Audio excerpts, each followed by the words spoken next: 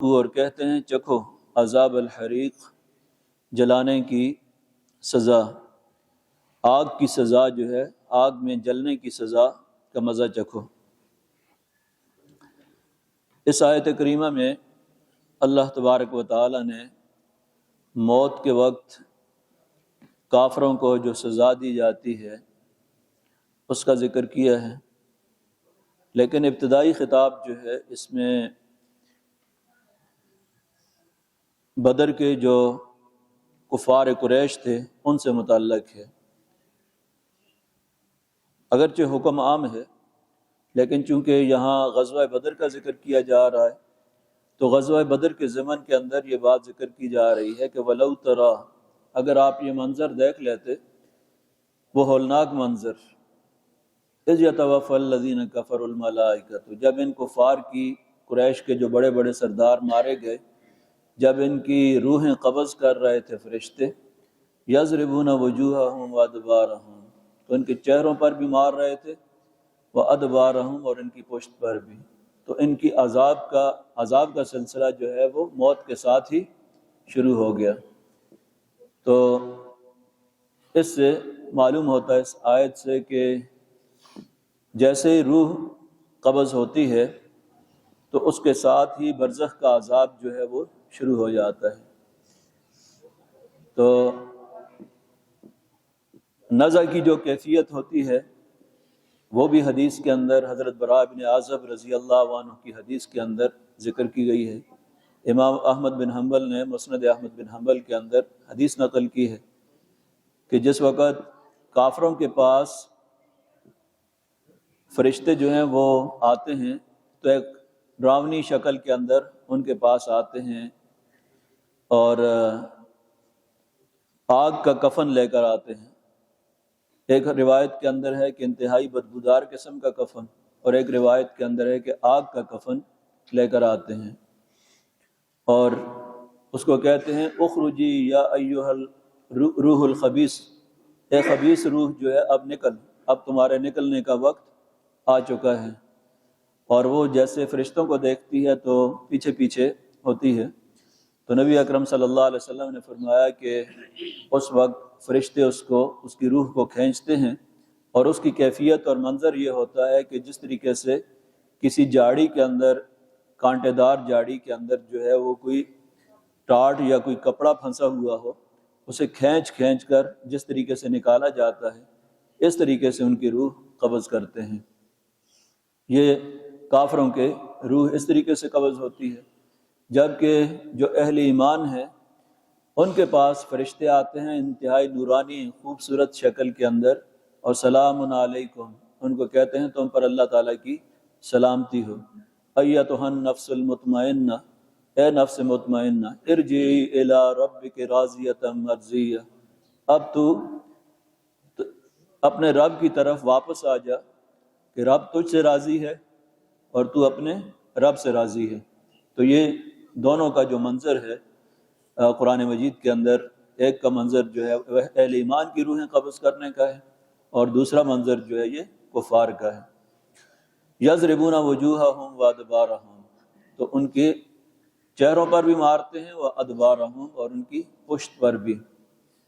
تو قرآن مجید سے قبر کے عذاب کا اور برزخ کے عذاب کا ثبوت ہوتا ہے۔ جو منکرین حدیث کا انکار کرتے ہیں، کہتے ہیں قرآن کے اندر عذاب قبر کا کہیں ذکر نہیں ہے اور عذاب قبر کا انکار کرتے ہیں، تو قرآن سے بھی عذاب قبر کا ثبوت ملتا ہے کہ، اور نبی اکرم صلی اللہ علیہ وسلم نے ہمیشہ عذاب قبر سے پناہ چاہی، اللہم انی اعوذ بک من عذاب القبر، اے اللہ میں عذاب قبر سے تیری پناہ چاہتا ہوں۔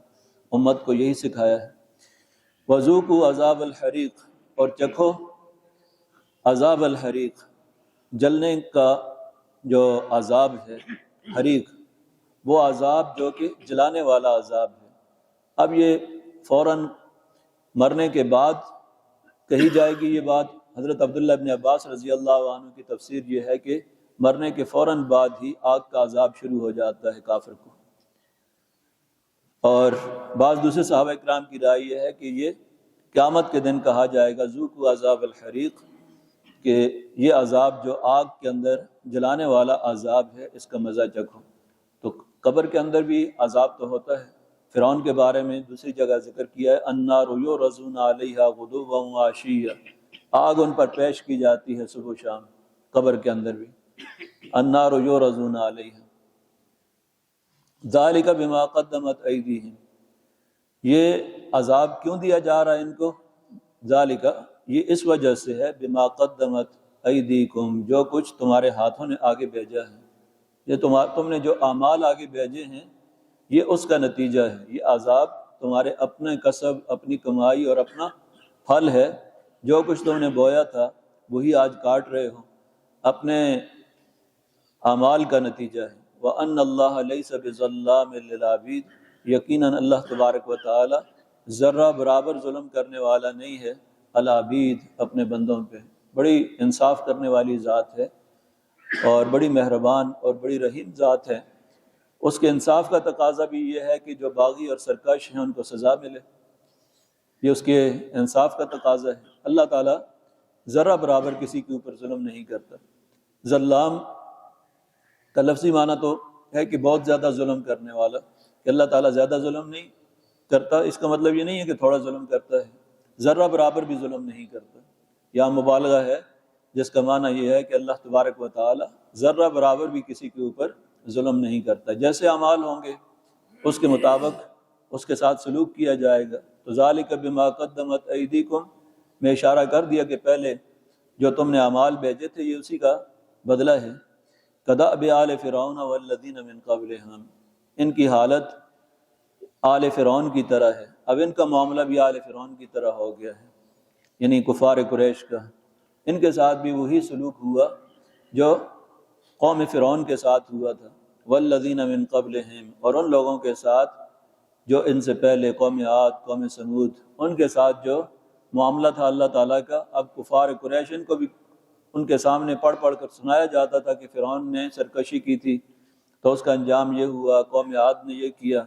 اب یہ بھی اپنے انجام کو اسی طریقے سے پہنچ گئے۔ کدأب آل فرعون کفروا بآیات اللہ، انہوں نے اللہ تعالیٰ کی آیات کا انکار کیا تھا۔ ان سب نے مشترکہ جرم کیا تھا، ان سب کا، قوم عاد کا، فرعون کا اور کفار قریش کا۔ کفروا بآیات اللہ، اللہ کی آیات کا انکار کیا تھا۔ اللہ تبارک و تعالیٰ نے جو پیغام بھیجا تھا توحید کا، اسے ماننے سے انکار کر دیا، شرک کرتے رہے، کفر کرتے رہے، نبی صلی اللہ علیہ وسلم کی نبوت کو تسلیم نہیں کیا۔ فأخذهم اللہ بذنوبہم، تو اللہ تعالیٰ نے پکڑ لیا ان کو بذنوبہم، ان کے گناہوں کے بدلے میں۔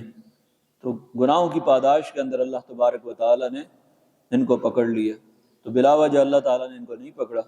ان اللہ قوی شدید العقاب، بے شک اللہ تبارک و تعالیٰ قوی، بڑا طاقتور ہے۔ اس کے مقابلے میں کوئی طاقتور ایسا نہیں ہے کہ اس کی گرفت سے بچ سکے۔ شدید العقاب، اور سخت عذاب دینے والا بھی ہے۔ جب طاقتور ہے تو اس کا عذاب بھی بڑا سخت ہے، اور جن کو عذاب دینے پہ آتا ہے تو پھر کوئی اس سے بچا بھی نہیں سکتا۔ دعا ہے کہ اللہ تبارک و تعالی ہمیں ہر طرح کے اپنے عذاب سے اور ہر طرح کے اپنی گرفت سے محفوظ رکھے۔ من الحمد للہ رب العالمین والعاقبۃ للمتقین والصلاة والسلام علی رسولہ الامین۔ ربنا فاغفر لنا ذنوبنا وكفر عنا سیئاتنا وتوفنا مع الابرار۔ ربنا آتنا فی الدنیا حسنة وفی الآخرة حسنة وقنا عذاب النار۔ اللهم أعنا على ذكرك وشكرك وحسن عبادتك۔ اللهم إنك عفو كريم رحيم تحب العفو فاعف عنا يا غفور يا غفور۔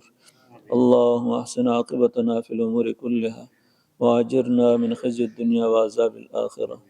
اللهم إنا نسألك العفو والعافية والمعافاة الدائمة في الدنيا والآخرة۔ اللهم إنا نسألك العفو والعافية والمعافاة الدائمة في الدنيا والآخرة۔ اللهم يا مصرف القلوب صرف قلوبنا على طاعتك۔ اللهم يا منور القلوب نور قلوبنا بنور القرآن۔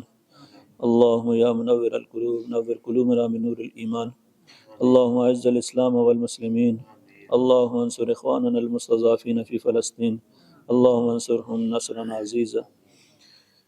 اللهم أهلك اليهود والهنود والنصارى اللهم دمر ديارهم وشتت شملهم وفرق جمعهم وأنزل بهم بأسك الذي لا ترده عن القوم المجرمين سبحان ربك رب العزة عما يصفون وسلام على المرسلين والحمد لله رب العالمين.